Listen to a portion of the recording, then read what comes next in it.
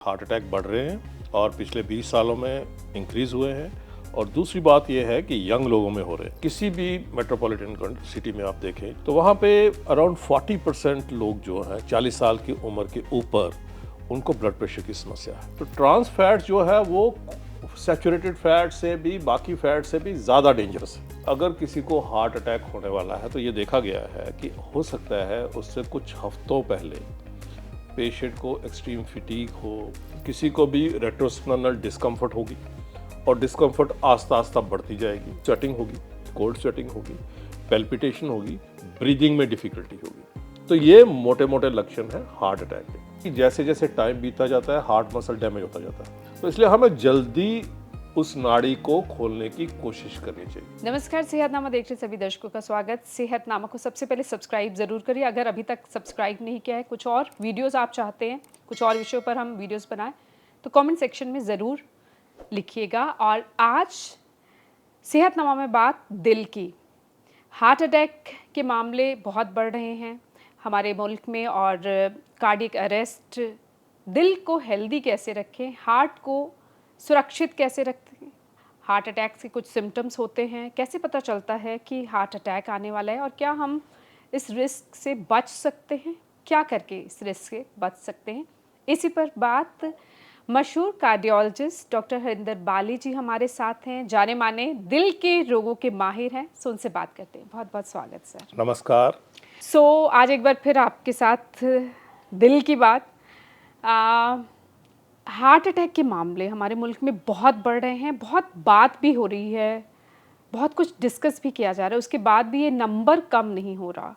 तो सबसे पहले तो हम इतने रिस्क पे क्यों हैं, हमारा हार्ट, इंडियंस का, भारतीय लोगों का इतने रिस्क पर क्यों है, हार्ट अटैक क्यों इतने ज़्यादा बढ़ रहे हैं? ये आपने बिल्कुल ठीक कहा कि इंडिया में देखें या इंडिया के सराउंडिंग कंट्री जिनको हम सार्क कंट्री कहते हैं, तो वहाँ पे हार्ट अटैक ज़्यादा बढ़ रहे हैं।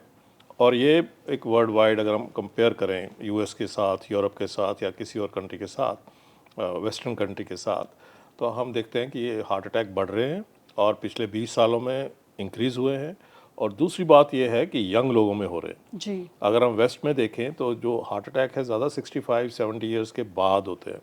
और हम देख रहे हैं कि हमारे 40s में और कहीं कहीं पे तो हम देख रहे हैं कि 20s में भी लोगों को हार्ट अटैक हो रहा है। तो जो एक समस्या का कारण है और उसके बारे में जैसा आपने कहा कि सभी सोशल मीडिया में भी और न्यूज़पेपर्स में भी काफ़ी डिस्कशन हो रही है। हम सब चिंतित हैं, मेडिकल प्रोफेशन की तरह से हम चिंतित हैं इसका कारण जानने के लिए। कुछ कारण तो हमें मालूम है कि जो प्रॉब्लमेटिक है इंडिया में। एक तो ये है कि हम जेनेटिकली प्रीडिस्पोज्ड हैं। उसका मतलब है कि अगर हम, ये देखा गया है कि हमारे जो यहाँ के लोग बाहर जाते हैं तो अगर लोकल पॉपुलेशन से हम कंपेयर करें तो वहाँ पे भी इंडियंस को हार्ट की प्रॉब्लम ज़्यादा होती है और एक जेनेटिकली प्रीडिस्पोजिशन है। दूसरी बात यह है कि इसमें कुछ रिस्क फैक्टर्स होते हैं, there are some unmodified risk factors जिसके बारे में हम कुछ नहीं कर सकते। जी। जैसे मैंने बोला कि हम इस सब सार कंट्री में कुछ नहीं कर सकते। और दूसरे बाकी जो है जिनको मॉडिफाइबल रिस्क फैक्टर, जो मॉडिफाइबल रिस्क फैक्टर्स होते हैं वो हमारे लाइफस्टाइल के कारण आते हैं। और अगर हम आज के दिन में देखें तो इंडिया में हमारा जो लाइफस्टाइल है वो काफ़ी ख़राब हो गया है, अनहेल्दी हो गया है। और उसी के कारण लाइफस्टाइल डिजीज़ बढ़ रही हैं। और वो लाइफस्टाइल डिजीज़ क्या है? ब्लड प्रेशर है, डायबिटीज़ है, कोलेस्ट्रॉल की प्रॉब्लम है, ओबेसिटी है।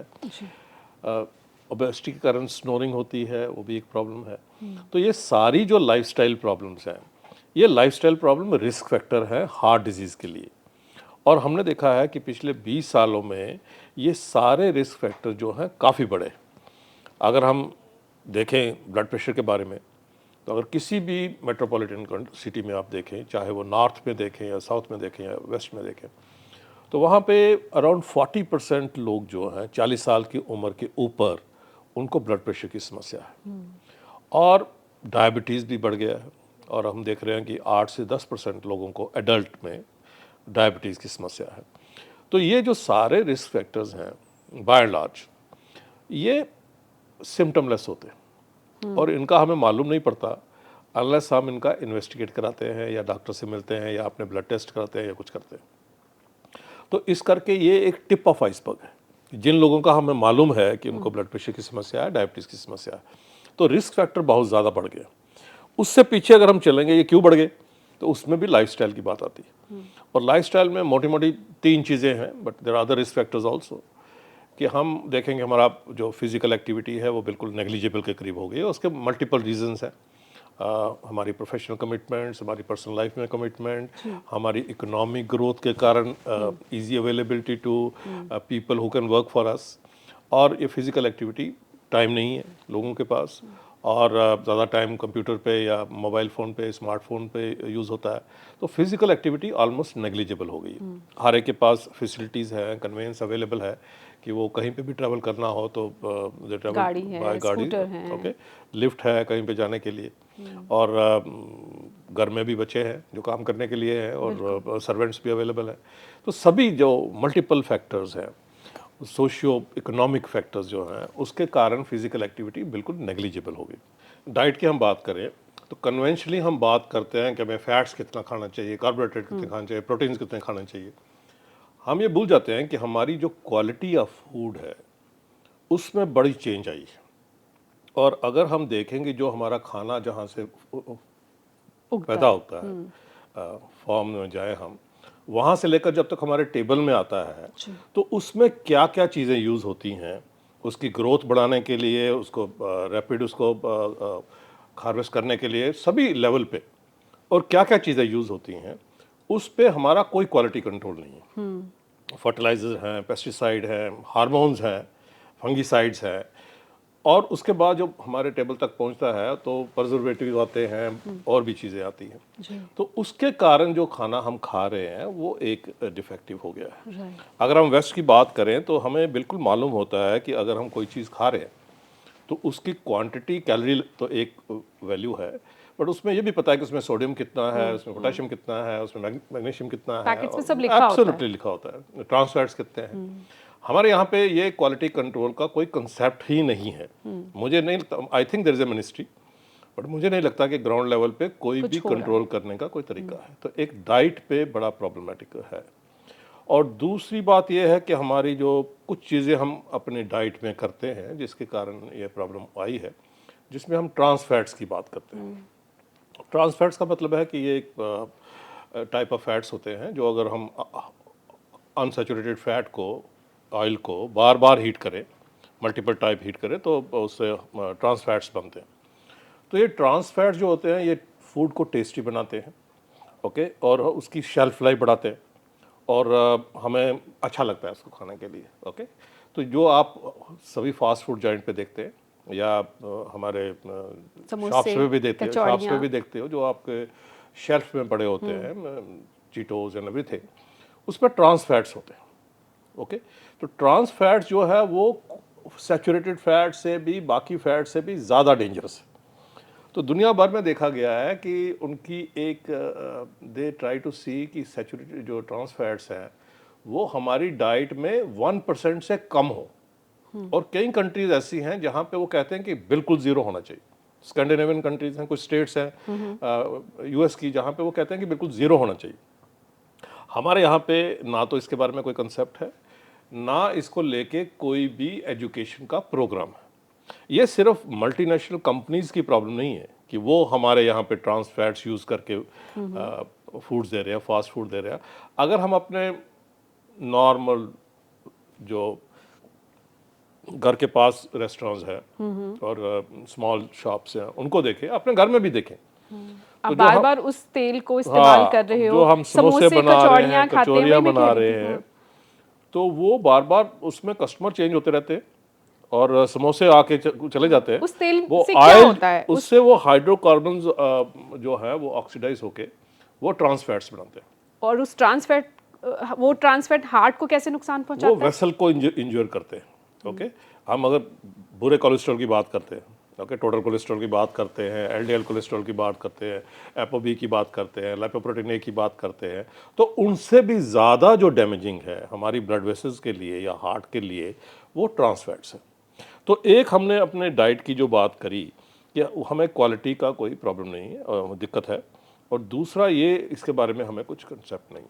तो मेरी सोच है, और हमारे जो बाकी कार्डियोलॉजिस्ट हैं उनको भी ये सोच है कि टाइम आ गया है जब हमें अपनी डाइट के बारे में बात करनी चाहिए। हम ऑर्गेनिक की फूड की बात करते हैं, हम फार्म टू टेबल की बात करते हैं, बट वो एक कंसेप्ट है, एक कॉमन मैन को अवेलेबल नहीं है। जी। ओके, सो मुझे लगता है कि जो भी मिनिस्ट्री, कंज्यूमर मिनिस्ट्री है या फूड एंड प्रोसेसिंग मिनिस्ट्री है, उनको इस क्वालिटी कंट्रोल पे बहुत ध्यान देना पड़ेगा। और ये जो प्रॉब्लम है ये हमारे बच्चों से शुरू हो रही है। अगर आप स्कूल बच्चों के कैंटीन में जाएंगे तो वहां पे भी आपको देखेंगे कि यही जो आपको ब्रेड फास्ट फूड, पकोड़े खाए जा रहे हैं उसी और ऑयल फास्ट फूड भी में मिलेगा, बनाकर फास्ट फूड, जो बिल्कुल मिलेंगे, चीटोस मिलेंगे, कुछ और चीजें मिलेंगी किसी भी उसमें तरह का ट्रांसफर। Chips absolutely. और ये फ्रेंच फ्राइज और जो सब ये सब सारी खाते चीजें जो है इसमें ट्रांसपेरेंट की समझता है, that is the second part. हैं। राइट। तीसरी बात है कि हमारी पर्सनल लाइफ में और प्रोफेशनल लाइफ में स्ट्रेस लेवल बहुत बढ़ गया। ओके, और ये स्ट्रेस लेवल भी बचपन से शुरू होता है। आप बच्चों को देखेंगे तो अगर आपको काफ़ी बार आपने देखा होगा बच्चे का एग्ज़ाम है और वो कहते हैं मेरे पेट में दर्द हो रही है। ओके, तो उसके ऊपर स्ट्रेस है, परफॉर्मेंस का स्ट्रेस है। और थोड़ा बड़ा होता है तो मैटरनल प्रेशर आ जाता है कि दूसरे बच्चे ने 99% लिया, आपके क्यों नहीं आए। तो ये जो प्रेशर है, जो स्ट्रेस लेवल है प्रोड्यूस करता है, वो बचपन से शुरू होके फिर हम जैसे बड़े होते हैं, हम कॉलेज में जाते हैं, उसके बाद हम प्रोफेशनल लाइफ में करते हैं, हर लेवल पे हमें लगता है कि हमें अचीव करना है, फास्टर अचीव करना है, शॉर्टेस्ट पॉसिबल टाइम में अचीव करना है, मल्टीपल चीज़ें अचीव करनी है, और उन सब को हमें जितनी जल्दी हो सके उसको कंज्यूमर एक्विजिशन में कन्वर्ट करना है। जितना मैं आपकी बात से समझ पा रही हूँ, ये हमने खुद ही अपने हार्ट को रिस्क में डाला हुआ है। बिल्कुल। तो अब हार्ट को हेल्दी कैसे रखें? ये इसको रिवर्स करना पड़ेगा हमें। और क्योंकि मैंने कहा कि लाइफस्टाइल डिजीज़ है, तो हमें लाइफस्टाइल ही चेंज करना पड़ेगा, और लाइफस्टाइल हमें बचपन से चेंज करना पड़ेगा। But fortunately it is never too late कि अगर हमें स्कूल के बच्चों में, एडोलेसेंट्स में हमें ये मैसेज जाना चाहिए कि what is healthy food, what is the role of physical activity, regular physical activity. It's not only for competitive purpose, सिर्फ उसके लिए कहीं पे जाके मेडल जीतने के लिए नहीं है, ये हमारी हेल्थ के लिए है। और हमें ये देखना पड़ेगा कि हमारे जो गोल्स हैं लाइफ से, प्रोफेशनल लाइफ से और पर्सनल लाइफ से, वो रियलिस्टिक होने चाहिए कि हमें कुछ हफ्तों में क्या करना है, हमें कुछ महीनों में क्या करना है, कुछ सालों में क्या करना है। और उसके लिए हमें प्लानिंग करनी पड़ेगी, और वो प्लान तरीके से अगर हम पर्सनल लाइफ को करेंगे, और हमें अपनी ज़िंदगी में एक work profession, work family balance बनाना पड़ेगा। वो बैलेंस बनाने से ये है कि हमारी परफॉर्मेंस भी बढ़ती है और हमारा स्ट्रेस लेवल भी कम होता है। तो इट वर्क्स बोथ वेज। तो ये करने से हमें, और कुछ स्ट्रेस बस्टर्स हमें रखने चाहिए। हर एक इंसान के पास मल्टीपल तरीके होते हैं। हम एक्टिविटी, जैसा मैंने बताया, रिलैक्सेशन एक्टिविटीज़ होती हैं जिसमें योगा का बड़ा रोल है, और जिसमें म्यूज़िक का बड़ा रोल है, और मल्टीपल हॉबीज़ होनी चाहिए जिसमें किसी में भी आपको जो आपको रिलैक्स करता है। सूफी म्यूज़िक का रोल है। तो ये सारी चीज़ें जो स्ट्रेस बस्टर्स हैं, हमें छोटी छोटी छुट्टियाँ लेनी चाहिए। हमने 2-3 महीने काम कर लिया, उसके बाद 3-4 दिन हमें ब्रेक लेनी चाहिए, जब हमें बिल्कुल हर चीज़ से अपने आप को कट ऑफ कर देना चाहिए, अपनी फैमिली के साथ या अपने फ्रेंड्स के साथ। और वहाँ ना टीवी अवेलेबल होना चाहिए, ना मोबाइल फ़ोन अवेलेबल होना चाहिए, ना न्यूज़पेपर अवेलेबल होना चाहिए। और उसी तरीके से हमें अपने जो गम हैं, खुशियाँ हैं, प्रॉब्लम्स हैं, छोटी मोटी जो प्रॉब्लम्स हैं, वो अपने फैमिली में, स्पाउस के साथ, अपने दोस्तों के साथ और अपने सोशल सर्कल में खोल के बात करनी चाहिए। ओके, उससे हमारा स्ट्रेस लेवल कम होता है। हाँ, यहाँ पे मैं एक जो लोग शेयर नहीं करते अपने दिल की बात, उनके हार्ट को कितना खतरा बढ़ जाता है। बिल्कुल, ये देखा गया है कि जो लोग अपने आप में रहते हैं, इंट्रोवर्ट होते हैं, और जिनके फ्रेंड्स सर्कल नहीं होता, जो फ्रेंड्स नहीं बनाते, या कोई अपने सोशल ग्रुप में नहीं जाते, या कहीं जाएंगे पार्टी में तो अकेले खड़े रहेंगे और किसी से मिक्स नहीं होते, दिल खोल कर बात दिल नहीं खोल के करते। बात नहीं करते। तो पहले हम समझते थे इन लोगों को डिप्रेशन बहुत होता है, इनमें ड्रग एडिक्शन बड़ी होती है, इनमें सुसाइड ज़्यादा होते हैं। बट आज के दिन में हम देखते हैं कि इसका डायरेक्ट हार्ट पे असर पड़ता है। एक तो उनको हार्ट अटैक होने के चांसेस ज़्यादा हैं। दूसरा ये है कि जब ये ऐसे पेशेंट्स हमारे हॉस्पिटल में आते हैं तो उनका रिकवरी स्लो रहता है, शॉर्ट टर्म में भी और लॉन्ग टर्म में भी। तो इमीडिएट कॉम्प्लिकेशन ज़्यादा होती हैं और रिकवरी पुअर होती है। तो जिंदगी में कोई ना कोई आपका एक दोस्त या कोई साथी ऐसा होना चाहिए जिससे आप दिल की हर बात कर सकें? मुझे लगता है उससे कितने परसेंट रिस्क कम हो जाता है आपके दिल को नुकसान पहुंचने का? ये मैं इसको कहूँगा कि जितने दोस्त हैं उतने परसेंट कम हो जाएगा। तो अगर आपके ज़्यादा दोस्त हैं, ज़्यादा आप खुल के बात करते हैं, ज़्यादा आप शेयर करते हैं, तो उससे आपका रिस्क बिल्कुल डेफिनेटली कम होता है। और ये देखिए, हम सब कॉमन आदमी, हमारा कोई ऐसा नहीं है कि कोई इंटरनेशनल सीक्रेट्स हैं जो किसी के पास है। तो इसलिए सारे की समस्या सेम है कि किसी का बच्चा नंबर ठीक नहीं आ रहे, किसी को इंजीनियरिंग कॉलेज में एडमिशन नहीं मिल रही, या किसी के बहू और सास की प्रॉब्लम बन हो नहीं रही है, या कोई दो भाइयों में झगड़ा हो गया, या कुछ स्मॉल लिटिल थिंग्स। ये सारी कॉमन प्रॉब्लम्स हैं, ये कोई बड़ी एक्सक्लूसिव प्रॉब्लम नहीं बात है। की जा सकती बात है। की जा सकती है और करनी चाहिए। और करने से ये भी होता है कि जब हम बात करते हैं ना, तो हम अपना स्ट्रेस लेवल कम करते हैं। कई बार हम बात करने से ही हमें लगता है कि ये प्रॉब्लम तो मैं सॉल्व खुद कर सकता हूँ। So we should discuss it. हमें खुल के बात करनी चाहिए। और ये ऐसा नहीं है कि सिर्फ मेरे साथ हो रहा है, ये कॉमन हर एक इंसान के साथ है। तो स्ट्रेस बस्टर्स हमें करने और चाहिए। ये कहते हैं ना कि अगर दिल के दिल में ही रह जाए तो नासूर बन जाता है, कुछ जख्म, तो वो शेयर करने से हील हो जाते हैं। बिल्कुल। और दिल के जख्म हील हो जाते हैं, और बाकी भी हमारी पॉजिटिव हेल्थ होती है, इम्यूनिटी लेवल बढ़ता है, और पॉजिटिविटी से हमारे कुछ हार्मोन्स हमारे बॉडी में से सिक्रीट होते हैं जो पॉजिटिव आउटकम देते हैं।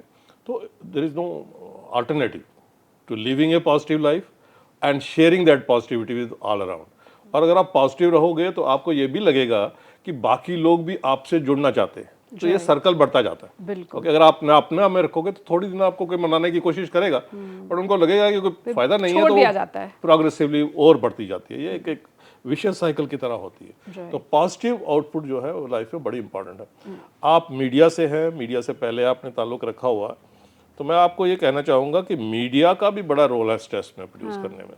आज के दिन में आप कोई चैनल देख लीजिए, यूट्यूब देख लीजिए, और न्यूज़पेपर्स भी देख लीजिए, तो एक्सट्रीमिज्म, दिल की धड़कनें बढ़ा कई देते चैनल हैं। तो ऐसे हैं जिन्होंने नीचे से आग लगा के रखी हुई है। ओके, तो ये जो प्राइम टाइम है, चाहे वो एक सेगमेंट का है या दूसरे सेगमेंट का है, वो अपने टीआरपी के लिए इतना ज़्यादा इशू को कॉम्प्लिकेट करके और बताते हैं कि as the world is going to come tomorrow to an end tomorrow. तो मुझे लगता है कि वो भी एक समस्या है, और हमें उसको एक सीरियल की तरह देखना चाहिए। हाँ, हमें एंटरटेनमेंट। उसमें एंटरटेनमेंट की तरह देखना चाहिए, हमें उसमें इन्वॉल्व नहीं होना। अच्छा, आप दिल के रोगों के माहिर डॉक्टर हैं। हार्ट अटैक के 5 शुरुआती लक्षण, एक वो, और आपका हार्ट खतरे में है, क्या ये पता चल सकता है?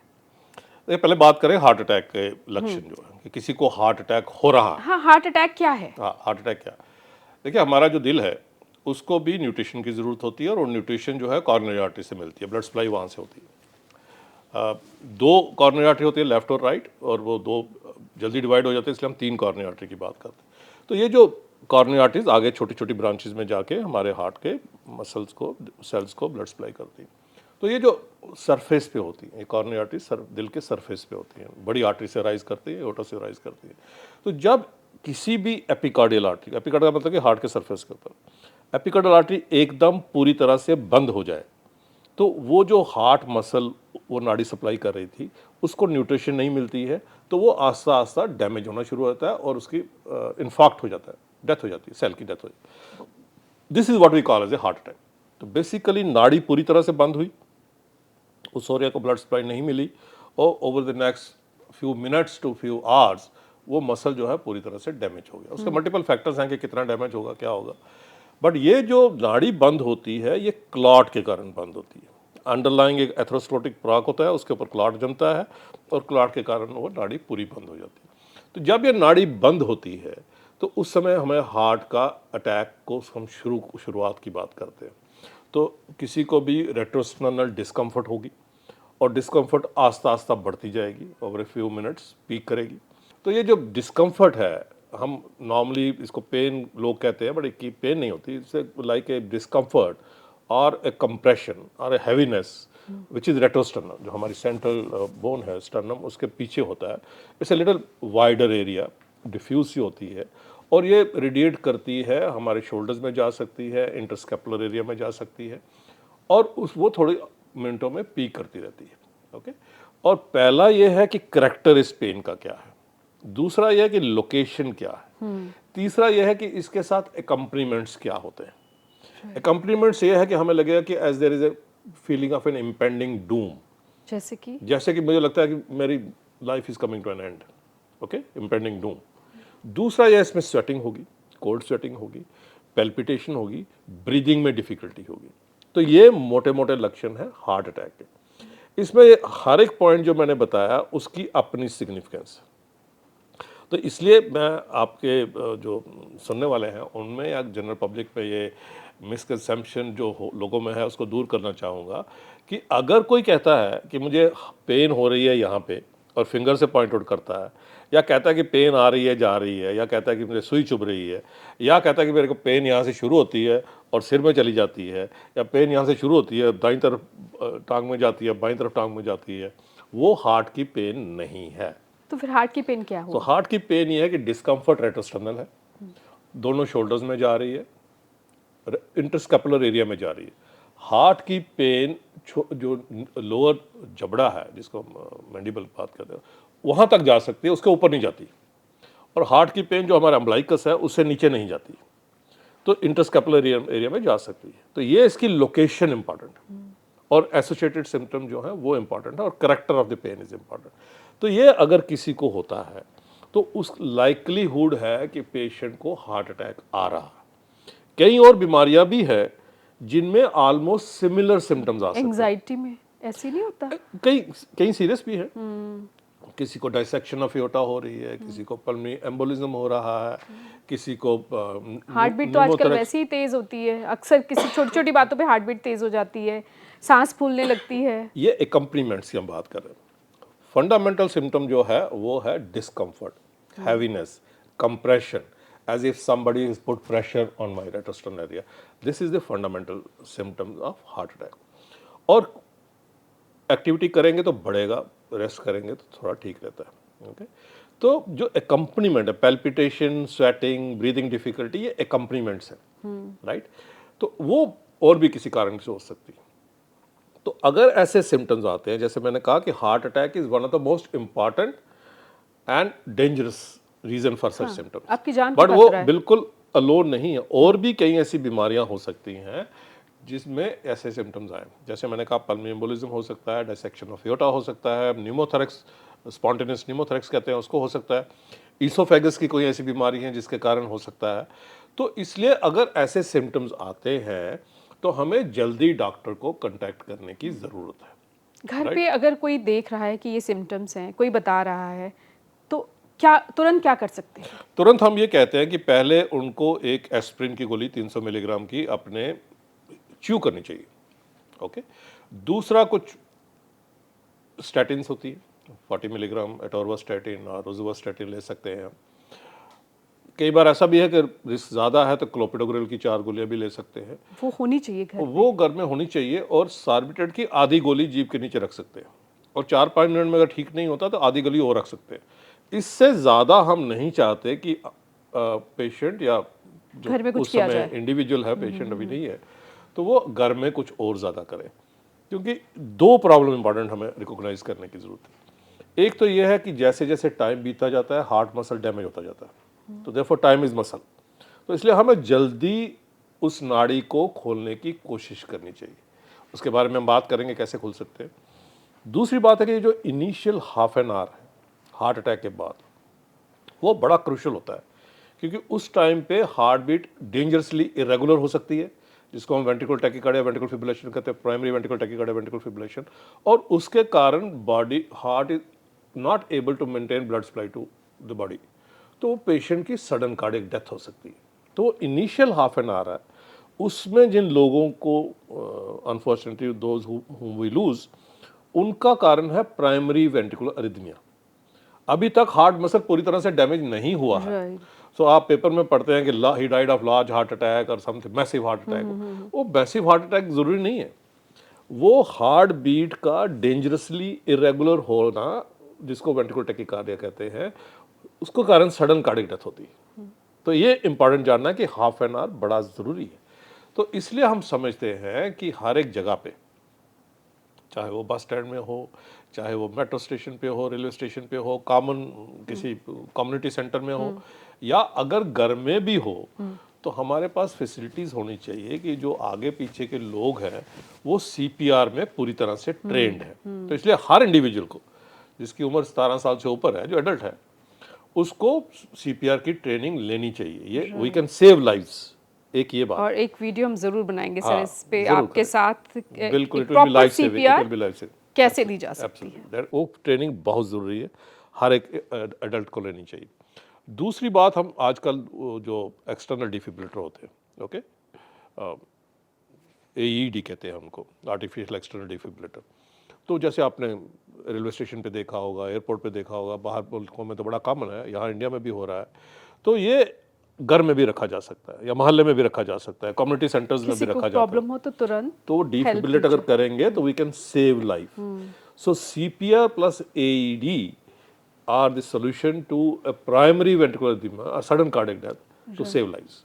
तो ये आधा घंटा जो हार्ट अटैक के बाद है, ये इम्पॉर्टेंट। उसके बाद जैसा मैंने कहा कि जैसे जैसे टाइम बीतता जाएगा मसल डैमेज होता जाएगा, तो हमें ऐसे डॉक्टर को कंसल्ट करना चाहिए और हॉस्पिटल पहुंचना चाहिए जहां पे फैसिलिटीज़ अवेलेबल हो कि हम शॉर्टेस्ट पॉसिबल टाइम में उस नाड़ी को खोल सके। और बेस्ट तरीका उसके लिए होता है जिसको प्राइमरी एंजियोप्लास्टी कहते हैं, कि हम इमरजेंसी में भी टाइम ना बिताएं, हम पेपर वर्क में भी टाइम ना बिताएं। जिसके आप माहिर हैं। मैं समझता हूँ काफ़ी लोग माहिर होने चाहिए। एक डॉक्टर इसके बारे में नहीं कुछ कर सकता, बिकॉज वी नीड, इतना ज़्यादा हार्ट अटैक बढ़ रहे हैं और टाइम बहुत इंपॉर्टेंट है। हम समझते हैं कि 24 घंटे 24/7 ये फैसिलिटी हॉस्पिटल में अवेलेबल होनी चाहिए। ज़्यादा हार्ट अटैक रात को होते हैं, तो हमें ये फैसिलिटीज़ हर हॉस्पिटल में प्रोवाइड होनी चाहिए कि जहाँ पे शॉर्टेस्ट पॉसिबल टाइम में पूरी टीम असेंबल हो जाए और वो नाड़ी को खोला जाए एंजियोग्राफी करके, एंजियोप्लास्टी करके। बट कई ऐसे जगह है जहाँ पे अभी हम वहाँ नहीं पहुँचे, रिमोट एरियाज है, बिल्कुल सेमी अर्बन एरियाज है, विलेजेस है, तो वहाँ पे एक दूसरा होता है जिसको हम क्लॉट बस्टर्स की बात करते हैं। पहले स्ट्रेप्टोकाइनेस यूज करते थे, आजकल रेटिप्लेज है, टिप्लेज है, टीपीए है, multiple types of clot busters, technical चीजें हैं, मल्टीपल टाइप्स ऑफ दवाइयाँ हैं जो पहले इन्फ्यूजन से दी जाती थी, आजकल इंजेक्शन से दी जाती है। वो क्लॉट बस्टर भी यूज किया जा सकता है, रीजनेबली सेफ है, बट 70% उनकी सक्सेस होती है। तो अगर एंजियोप्लास्टी नहीं हो सकती है विद इन 2 आवर्स, कोशिश तो करनी चाहिए 90 मिनट्स के अंदर अंदर हो जाए, बट हमें लगता है कि 2 घंटे से ज़्यादा टाइम लगने वाला है, तो फिर हमें ये क्लॉट बस्टर यूज़ करना चाहिए अंडर सुपरविजन बाय डॉक्टर। और उसके बाद हमें देखना चाहिए कि क्या हम हॉस्पिटल में पहुंच सकते हैं और वहाँ जाके आगे जाके एंजियोग्राफी का इलाज होना चाहिए। इसको हम कहते हैं फार्माको इन्वेजिव, कि पहले मेडिसिन दी और उसके बाद हमने it gets us time, but इसकी सक्सेस जो 70%। Primary angioplasty is the first and foremost system. So ये इलाज है, लेकिन ये तो हुआ हार्ट अटैक आ गया, तो क्या हार्ट अटैक के सिम्टम्स आपने बताए, लेकिन इससे पहले भी कुछ ऐसा होता है कि नहीं आप बिल्कुल ठीक हैं, कभी कुछ नहीं हुआ और अचानक हार्ट अटैक आ गया, या आपका शरीर कुछ संकेत देना शुरू कर देता है कुछ दिन पहले या कुछ महीनों या कुछ हफ्तों पहले? ऐसा होता है आपको ध्यान देने की, कुछ ऐसी चीज़ें जिस पर ध्यान देने की ज़रूरत है कि शायद आपका हार्ट खतरे में है? आपका सवाल मल्टीपल हार्ट खतरे में है शायद। मल्टीपल सेगमेंट्स में डिवाइड करूँ। सबसे पहले ये है कि अगर किसी को हार्ट अटैक होने वाला है तो ये देखा गया है कि हो सकता है उससे कुछ हफ्तों पहले पेशेंट को एक्सट्रीम फिटीग हो, थकावट आए, तो बॉडी एक्स हो या कुछ ऐसे सिम्टम्स आए, बड़ी स्पेसिफिक नहीं है, तो हम उसके लिए ज़्यादा नहीं कर सकते। दूसरी बात यह है कि हम जिसको हम कहते हैं कि आप प्रिवेंटिव हार्ट चेकअप कराइए। प्रिवेंटिव हार्ट चेकअप में लिपिड्स लेवल है, ब्लड शुगर लेवल्स है, HbA1c है, हमारा यूरिन टेस्ट है जिसमें हम देखते हैं माइक्रो एल्बुमिन यूरिया तो नहीं है, और उसमें हम TMT देखते हैं, किसी किस्म का स्ट्रेस टेस्ट करते हैं, स्ट्रेसिको या स्ट्रेस थैलियम और समथिंग लाइक दैट, जिससे हमें यह पता लगता है कि हार्ट मसल जो है उसको ऑन एक्सर्शन ब्लड सप्लाई पूरी नहीं मिलती है। ये हम प्रिवेंटिव हेल्थ चेकअप में देखते हैं। और क्या रिस्क फैक्टर्स, शुगर है कि नहीं है, लिपिड्स कैसे हैं, अच्छा कोलेस्ट्रॉल कैसा है, बुरा कोलेस्ट्रॉल कैसा है, और इन्फ्लेमेटरी मार्कर्स हैं कि नहीं, तो ये हम प्रिवेंटिव हेल्थ चेकअप में देखते हैं। तो ये देखा गया है कि प्रिवेंटिव हेल्थ चेकअप में अगर हमें लगता है कि ब्लॉकेड है तो उसको इन्वेस्टिगेट करके उसका इलाज किया जा सकता है एंजियोग्राफी करके, और depending on what type of disease we find. जी। अब हम आते हैं उन लोगों में जिनमें कोई सिम्टम्स नहीं है और हमें कितना उनको इन्वेस्टिगेट करना चाहिए। इस पे पिछले 6 महीने साल से काफ़ी डिबेट चल रही है। हाँ, सिटी और एंजियोग्राफी कहते हाँ, हैं, उसी एक के बारे में टेस्ट बात ऐसा करूंगा कि है हमारे कुछ जिससे, सीनियर हाँ, कार्डियक सर्जन सिटी हैं। एंजियोग्राफी आप कराएं, आपकी हार्ट हेल्थ का पता लग जाएगा कि आपको हार्ट अटैक हो सकता है या नहीं। क्या ये सच है? मैं इसलिए कहूँगा कि ये बड़ा इंपॉर्टेंट मुद्दा है क्योंकि हमारे कोई सीनियर कार्डियक सर्जन्स हैं जिन्होंने इसके ऊपर कुछ कमेंट दिए हैं, which has generated lot of debate in public on the public platform, और उसमें काफ़ी लोगों ने अपना ओपिनियन दिया है। तो देखिए, ऐसा है कि एक होती है सीटी स्कैन से हम जो दिल की नाड़ियों में कैल्शियम देखते हैं, उसको हम कहते हैं कैल्शियम स्कोर, सीटी calcium score. Score, score right. कितना नंबर, कितना कैल्शियम एक नाड़ी में है, 2 में, 3 में है, और कितनी उसके, we have a method to find out उसका कितना नंबर है। The higher the CT calcium score, more the likelihood of finding a coronary artery disease. ये जो सीटी स्कैन है, ये 5 मिनट का काम है। सिटी स्कैन, सीटी स्कैन, आप सिटी एंजियोग्राफी नहीं, वेलकम टू सिटी स्कैन अब कराना है। Simple CT scan to find out coronary calcium score, ये एक इम्पॉर्टेंट है जो हर एक को 35 साल की उम्र के बाद कराना चाहिए। ये हमें इंडिकेट करता है कि हार्ट डिजीज़ के चांसेस हैं और हमें ज़्यादा लाइफस्टाइल मॉडिफिकेशन करने की ज़रूरत है, और इस फैक्टर को ज़्यादा बेटर तरीके से मैनेज करने की कोशिश है, और उन लोगों को ज़्यादा इन्वेस्टिगेशन करने की ज़रूरत है। अब हम आते हैं सीटी एंजियोग्राफी। सीटी एंजियोग्राफी में हम दवाई इंजेक्ट करके वेन में एक सीटी स्कैन करते हैं दिल की नाड़ियों में ब्लॉकेड देखने के लिए। बड़ा सेंसिटिव टेस्ट है कि अगर सीटी एंजियोग्राफी नॉर्मल है तो हम कह सकते हैं कि किसी को हार्ट की बीमारी, दिल की नाड़ियों की बीमारी नहीं है। कैल्शियम स्कोर 0 है, सीटी एंजियोग्राफी नॉर्मल है। बट उसका डाउन साइड है। एक डाउन साइड तो ये है कि अगर हम डाई यूज़ करते हैं तो डाई के अपने दिक्कत है। दूसरा, ये कितना फ्रिक्वेंटली हो सकता है। जैसे आपने एक बार कराया तो आप हर साल तो नहीं करा सकते, वो पॉसिबल नहीं है। तीसरी बात यह है कि अगर वो बताता है कि इसमें ब्लॉकेड है, तो उस ब्लॉकेड का हमें यह मालूम है कि उनका ब्लॉकेड का चाहे जितना भी है, उनका लाइफस्टाइल से और दवाइयों से उसको रिस्क को कम करना चाहिए। हमें अपनी लाइफस्टाइल बेटर करनी चाहिए, डायबिटीज़ कंट्रोल बेटर करना चाहिए, स्टैटिन लेने चाहिए, और हो सकता है थोड़े से ब्लड थिनर भी लाइक एस्प्रिन और क्लोपिडोग्रेल भी लेनी चाहिए, ओके, अगर डिजीज़ है तो। बट क्या उनको और इन्वेस्टिगेट करने की ज़रूरत है? तो ये देखा गया है कि जब तक किसी नाड़ी में 70%, एक लार्ज एपिकार्डियल आर्टरी में 70% से ब्लॉकेट से कम है, तो वो ब्लड सप्लाई की रुकावट नहीं करता है। ओके, ये पहली बात है। दूसरी बात यह है कि जो हार्ट अटैक होता है, वो जो ब्लॉक है जिसको हम एथ्रोमेटस प्लाक कहते हैं, वो एक फर्म ब्लॉक भी हो सकता है, स्टेबल ब्लॉक हो सकता है, विच इज़ मोर लाइकली कि ब्लॉकेज है 70%, 80%, 90% है, पेशेंट एक्टिविटी करता है, टीएमटी करता है, भागता है, उसको एंजाइना की दिक्कत आती है या ईसीजी में चेंजेस आती है, वो रेस्ट करता है, वो ठीक हो जाता है, ये चलता रहता है, हफ्तों, महीनों, सालों चलता रहता है। तो इसको कहते हैं हम stable corneal artery disease. Heart attack या अनस्टेबल एंजाइना तब होता है कि ये जो प्लाक है, स्टेबल प्लाक, ये अनस्टेबल हो जाता है और इसमें प्लाक रप्चर हो जाता है। ओके, इसको हम कहते हैं वल्नरेबल प्लाक। वल्नरेबल प्लाक का मतलब है ये प्लाक जो है, ब्लॉकेज जो है, एथ्रोमेटस प्लाक, ये रप्चर करने जैसा है, करने हो सकता है, उसको हम कहते हैं वल्नरेबल प्लाक। और जब ये रप्चर कर जाता है तो उसके अंदर जो है मटेरियल, चाहे वो एथ्रोमेटस मटेरियल है, वो जब इन कंटेक्ट विद ब्लड आता है तो वहाँ पे क्लॉट फॉर्म करता है। तो अनस्टेबल एंजाइना और मायोकार्डियल इंफार्क्शन, हार्ट अटैक तब होता है जब ये प्लाक वल्नरेबल के बाद रप्चर कर जाता है, स्टेबल प्लाक से नहीं होता। तो इसलिए हमने सीटी एंजियोग्राफी करा ली और हमें पता चल गया कि किसी को 70% ब्लॉक है, तो उसका हमने थोड़ी दवाइयों से ही इलाज करना है, ओके, उसके आगे हमें करने की ज़रूरत नहीं। तो मैं बिलीव करता हूँ, और दीज आर दी गाइडलाइंस, कि हर एक किसी को 35 ईयर्स के बाद सीटी कैल्शियम स्कोर तो कराना चाहिए। सिटी कैल्शियम स्कोर वो टेस्ट है जिससे पता चल जाएगा कि आपका हार्ट खतरे में है या नहीं। एक बड़ा इंपॉर्टेंट रिस्क फैक्टर है कि आगे जाके दिक्कत आ सकती है। हार्ट को खतरा सीटी हो सकता कैल्शियम स्कोर, सीटी कॉर्नरी आर्टरी कैल्शियम स्कोर। है। राइट। एंजियोग्राफी जो है वो हम रिकमेंड उन लोगों को करते हैं जिन लोगों को मल्टीपल रिस्क फैक्टर्स हैं, या जिन लोगों को स्ट्रॉन्ग फैमिली हिस्ट्री है, हार्ट अटैक। या जिन लोगों को ऐसे प्रोफेशन में काम करते हैं जहाँ पे रिस्क Stress. ज़्यादा है, स्ट्रेस ज़्यादा है, उनमें हम सीटी एंजियोग्राफी रिकमेंड Right. करते हैं। सारी जनरल पॉपुलेशन में हर एक किसी को हम रिकमेंड नहीं करते सो ये समझना हैं। ये समझना ज़रूरी है। बहुत ज़रूरी है। तीसरी बात ये है कि कुछ ऐसे टेस्ट होते हैं जो सिंपल टेस्ट है, जिससे हमें लगता है कि बॉडी में इन्फ्लामेटरी रिस्पॉन्स है, जैसे हाई सेंसिटिविटी सीआरपी है, कुछ और टेस्ट होते हैं, इंटरल्यूकिन टेस्ट है या ऐसे टेस्ट है कुछ जो हमें इंडिकेट करते हैं कि बॉडी में इन्फ्लामेटरी रिस्पॉन्स ज़्यादा है। तीसरा यह है कि कई लोगों को मेटाबॉलिक सिंड्रोम होता है। मेटाबॉलिक सिंड्रोम का मतलब यह है कि उनको सेंट्रल ओबेसिटी है, उनको इंसुलिन रेजिस्टेंस है, उनके ट्राइग्लिसराइड लेवल बढ़े हुए हैं, उनके जो गुड कोलेस्ट्रॉल एचडीएल लेवल कम है, और उनको फैटी लिवर।